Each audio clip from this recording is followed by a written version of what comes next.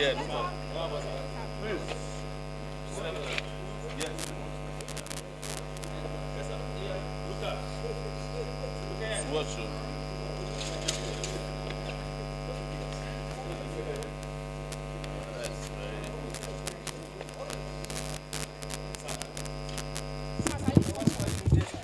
There's sun there. There's sun now. This assumption that I speak Yoruba is very.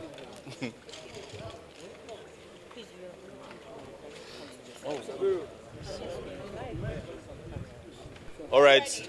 No, wait. Do you guys have any questions, or you are just? It's just a take, sir. Uh-huh. We want you to react to the outburst of Kanu today in court and how he was ordered to be thrown out. Well, we have made it very clear that this trial in the first place was unnecessary.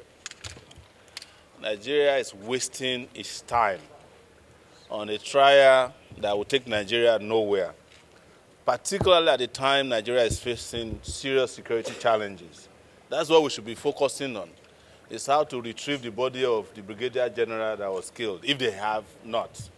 It is how to save the 35 Muslim girls that were abducted from a high school, 25 of them. It has to save 35 Christians who were attacked and abducted live.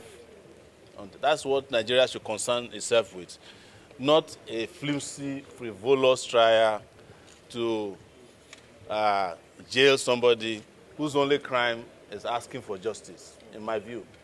I was watching part of it because I was in court for a different matter. And when they were describing the evidence they have, I was expecting them to say that they found him with an RPG. No. The only evidence they found in his room was a microphone. And then the biggest weapon was a radio transmitter. I have never heard that before, that a country will waste 10 years to prosecute somebody whose only weapon is a radio transmitter and a microphone. They also found underwear. The rest is hearsay, including, they presented, by the way, an interview from Sahara reporters. Should anybody be jailed for being interviewed by Sahara reporters?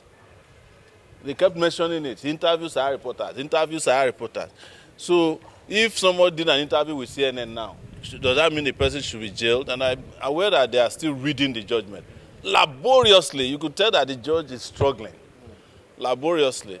I'm just hoping that between the time they present the case and the time the judgment will be delivered, that common sense will prevail. And Kanu will be allowed to rejoin his family. And Nigeria, hopefully, will start facing its real challenges, of which NNamdi KANU is not one of them. Thank you very much. So, Kanu's brothers have alleged that the Yorubas actually hate the Igbos with what's happening. There's always excuse. And the Nigerian state manufactures hatred of ethnic groups against themselves. But ask yourself, was it a Yoruba man was it an Igbo man that jailed Awolowo? It was a Yoruba man. Abi? When I was arrested by DSS in 2019, all the guys who came to abduct me, one of them was Ijo, another one was speaking Yoruba. The fact that you speak Yoruba doesn't mean you are Yoruba. But all the guys that were in charge of my detention, they were Yoruba people. So when they want to use you against yourselves, it is then that I start telling you the judge is Yoruba, this thing. But when it comes to stealing Nigeria's money and wealth, sharing among themselves, there is no religion, there is no tribe. But when it is to pitch yourself against yourselves, of course, you might say that the preponderance of commentary is coming mostly from some of the Yorubas. But that doesn't mean that the Yorubas are in support of injustice. Even if you look at the history of the Yorubas, politically, they have never supported one political person wholeheartedly. There was Awolowo, there was Akintola, there was Ajashin, there was Omoboriowo, there was Abiola, and some Yorubas didn't support him. Yorubas have always been, free, just as Igbos are. It's not every Igbo person today that supports even the agitation for Biafra. Does that mean that those people are not Igbos? It's not every Hausa person today that supports blasphemy convictions against some people who are, or even though they are Muslims. So don't let anybody use that to divide you. The person who is president of Nigeria today is a Yoruba man whose only campaign buzzword is Emilokon, is my turn. He didn't say that it's the turn of the Yorubas. And go and ask the Yorubas under this regime what they are going through. That is what the Yorubas call Enikon Loba. Now the person where he touch, now they feel him. It's different from Emilokon.